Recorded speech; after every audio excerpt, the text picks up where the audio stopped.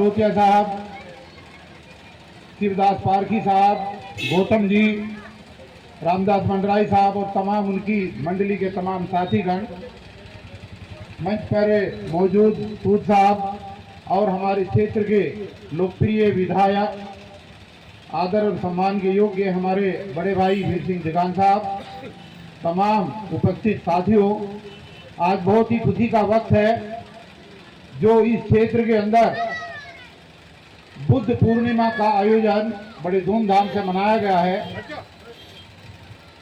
और आदरणीय विधायक साहब ने जो बात कही है, मैं वहीं से अपनी बात शुरू करता हूं। मैं सर्वप्रथम तमाम उन साथियों को जो वाल्मीकि समाज से संबंध रखते हैं और उन्होंने बढ़ चढ़कर के बुद्ध पूर्णिमा के इस आयोजन को किया है, मैं तमाम साथियों का नतमस्तक धन्यवाद करता हूं, सैल्यूट करता हूं तमाम साथियों को, क्योंकि एक जाति विशेष के लोग लंबे समय तक डॉक्टर अंबेडकर जयंती, भगवान बुद्ध जयंती मनाते रहे, लेकिन बड़ा खुशी का मौका है कि अब धीरे धीरे हमारे दूसरा एक मार्शल कौम, हमारा वो समाज जो लंबे समय से इन आयोजनों से दूर था, धीरे धीरे बाबा साहब के जय भीम के नारे के साथ और भगवान बुद्ध के नारे के साथ आगे बढ़ रहा है। इसलिए तमाम माताओं को, बहनों को, विशेष रूप से छोटे छोटे बच्चों को और तमाम साथियों को आज की बुद्ध पूर्णिमा की हार्दिक शुभकामनाएं और अंतर्राष्ट्रीय मजदूर दिवस की भी आप सभी को शुभकामनाएं। साथियों, पहले ये जानना बहुत जरूरी है कि इसे बुद्ध पूर्णिमा क्यों कहते हैं। बहुत सारे लोग विद्वान बैठे हैं यहाँ पर, लेकिन बहुत सारे साथी ऐसे भी हो सकते हैं जिनको नहीं जानकारी होगी। प्रतिवर्ष साल के अंदर 12 पूर्णिमा आती हैं, क्योंकि हर महीने एक पूर्णिमा होती है, लेकिन वर्ष में एक ही पूर्णिमा ऐसी होती है जो बैसाखी की पूर्णिमा है, जिसको बुद्ध पूर्णिमा के नाम से जाना जाता है। ये किसी डेट से नहीं होती, बल्कि तिथि के हिसाब से होती है। इसीलिए बुद्ध पूर्णिमा का आयोजन इस देश में ही नहीं बल्कि पूरे विश्व के अंदर बैसाखी की पूर्णिमा के दिन किया जाता है। और इस पूर्णिमा को त्रिगुणी पूर्णिमा के नाम से जाना जाता है। ये जानना बहुत जरूरी है बच्चों के लिए, माताओं के लिए, बहनों के लिए।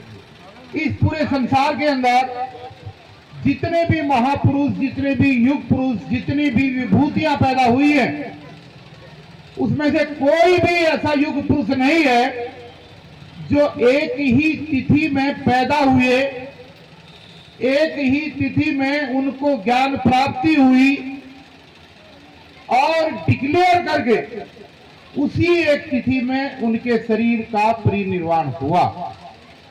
ऐसे महामानव भगवान बुद्ध थे कि उनका जन्म भी बुद्ध पूर्णिमा को हुआ, इस तिथि को हुआ, उनको ज्ञान की प्राप्ति भी इसी तिथि में हुई और उनका शरीर जो पूरा हुआ, उनका परिनिर्वाण हुआ, वो भी इसी एक ही तिथि में हुआ। इसलिए इस पूर्णिमा का महत्व पूरी दुनिया के अंदर सबसे ज्यादा है। इस बुद्ध पूर्णिमा को त्रिगुण पूर्णिमा के नाम से पूरे वर्ल्ड के अंदर जाना जाता है।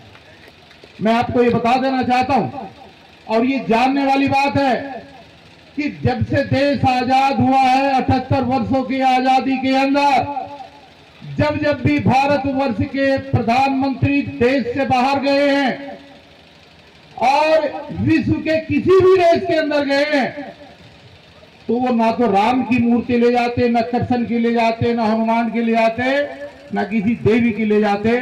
वो एक ही मूर्ति लेकर के जाते हैं, भगवान बुद्ध की मूर्ति ले जा करके वहां पर दूसरे देश को भेंट करते हैं और उस देश के लोग खड़े होकर के ताली बजाते हैं उस प्रधानमंत्री के लिए कि ये उस देश का प्रधानमंत्री है जिस देश की पवित्र धरती के ऊपर भगवान बुद्ध ने जन्म लिया है। वो भगवान बुद्ध जिसकी प्रतिज्ञाओं को, जिसके ज्ञान को, जिसके आदर्श को पूरे विश्व के कम से कम 58 देश मान रहे हैं और वो विकसित नहीं, विकासशील देशों की श्रेणी में पहुंच गए हैं भगवान बुद्ध की शिक्षा लेकर के। मैं आप तमाम साथियों को ये कहना चाहूंगा कि दोस्तों आज समय है, ये दोनों मार्शल कौम, ये बार बार मैं कहता हूं, आज फिर दोहरा रहा हूं, अरे और कोई हो या ना हो, बाबा साहब ने जब संविधान लिखा तो संविधान के अंदर 2000 जातियों को एससी और एसटी वर्ग के अंदर रखा, जिसमें से 1200 जातियां अनुसूचित जाति की हैं और 700 के लगभग जातियां अनुसूचित जनजाति की हैं। ये 2000 जातियां हैं। लेकिन इन 78 वर्षों के दौरान हर जाति ने बाबा साहब के संविधान में दिए हुए आरक्षण का लाभ लिया। लेकिन दोस्तों ये कड़वा सच है कि आज तक स्वर्णवादी मानसिकता के लोग अगर गाली देते हैं इस देश के अंदर तो 2 ही जातियों को देते, चमार चोड़ों को देते, बाकी को कोई गाली नहीं देता। तो आज जरूरत है इन दोनों जातियों को एक साथ, एक मुश्त, सारे मतभेद भुला करके एक मंच पर आ जाना चाहिए। जिस दिन ये दोनों मार्शल को एक जगह एकत्रित हो जाएंगी उसी दिन इस देश की राजनीतिक और सामाजिक चित्रण सारा बदलना शुरू हो जाएगा। इसलिए मैंने धन्यवाद किया वाल्मीकि समाज के तमाम साथियों का कि धीरे धीरे ही सही लेकिन भगवान बुद्ध के आदर्श और भगवान बुद्ध के आदर्श के साथ अंबेडकर जी के नाम का जयकारा करना धीरे धीरे हमारा युवा वर्ग उस तरफ बढ़ रहा है। इसलिए खुशी की बात है, अगर हम इसी रफ्तार से बढ़ते रहे तो निश्चित रूप से एक दिन ऐसा आएगा जब, जैसा अभी हमारे दिगान साहब ने कहा, एमएलए साहब ने बाबा साहब के एक बच्चे का हवाला दिया, एक नहीं 4 बच्चों की कुर्बानियां उन्होंने दी। एक बच्चे की कुर्बानी का वर्णन उन्होंने किया, दूसरे बच्चे के कुर्बानी का वर्णन बताते हुए मैं आपको कहना चाहता हूं कि 26 जनवरी 1950 को भारत के संविधान को जब पार्लियामेंट के अंदर पेश किया गया तो उस समय भी उनके एक बच्चे का देहांत हुआ था और उस समय उनकी आंखों में आंसू नहीं थे बल्कि उनकी आंखों में चमक थी। तो मनवादी लोगों ने बाबा साहब से पूछा कि बाबा साहब आज तो आपकी आंखों में आंसू आने चाहिए थे, आपने आज अपने सबसे प्रिय पुत्र को खोया है। तो उन्होंने एक ही जवाब दिया था कि मैंने आज अपनी कलम से भारत के संविधान के अंदर एक ऐसा अध्याय जोड़ दिया है कि आज के बाद इस देश के अंदर रानी के पेट से राजा पैदा नहीं होगा बल्कि बैलेट बॉक्स के अंदर से निकलने वाला राजा पैदा होगा, मेरी गरीब जनता राजा बनाएगी। वो दिन था तो बहुत लोगों ने ये कहा उस समय उनको चिढ़ाने के लिए कि आपका समाज गरीब है, आपका समाज भूखा है, आपका समाज अनपढ़ है, हम इसको खरीद लेंगे, ये बिक जाएगा। उन्होंने कहा ये सच है कि मेरा समाज अनपढ़ है, अशिक्षित है, लेकिन आप उसको खरीद भी लोगे, वोटों के आधार पर उनको बहका भी लोगे, पैसे में, मुर्गे में, अंडे में, किसी भी रूप में बहका लोगे।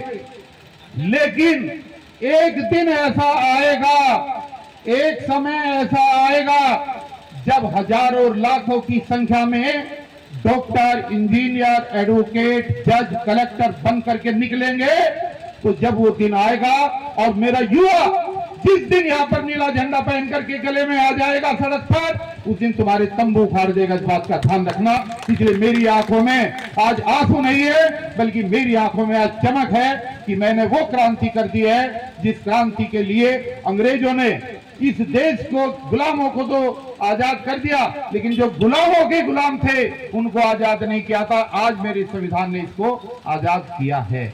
तो मेरे साथियों, एक चीज बहुत महत्वपूर्ण है, हमें अपने योग्य बच्चों को, बेटा हो या बेटी हो, जब तक रोटी और बेटी का रिश्ता हम कायम नहीं करेंगे, जब तक हमारे ऐसे मंचों से खड़े होकर के भाषण देना अधूरा है।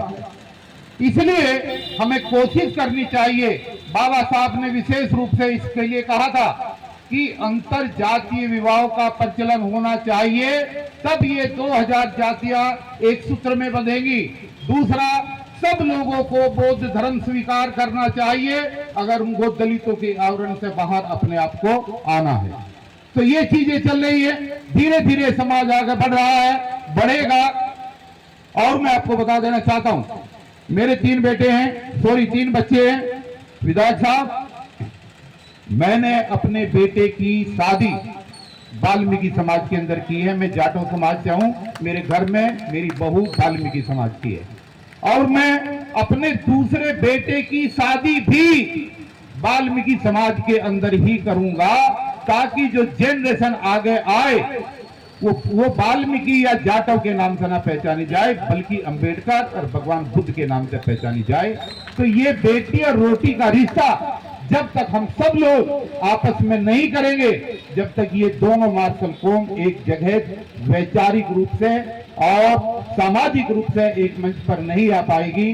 ज्यादा कुछ ना बोलते हुए, क्योंकि और वक्ता भी हो सकते हैं, आज इस भव्य आयोजन में जो आज की टीम ने ये सारा आयोजन किया है, आप तमाम साथी बधाई के पात्र हैं। और हर वर्ष की बात ही हम चाहेंगे कि हर वर्ष यहाँ पर भगवान बुद्ध और बाबा साहब की जयंती का आयोजन इसी तरीके से होता रहे। मुझे यहाँ पर बोलने का मौका मिला, मुझे मौका दिया, मैं यहाँ पर आया।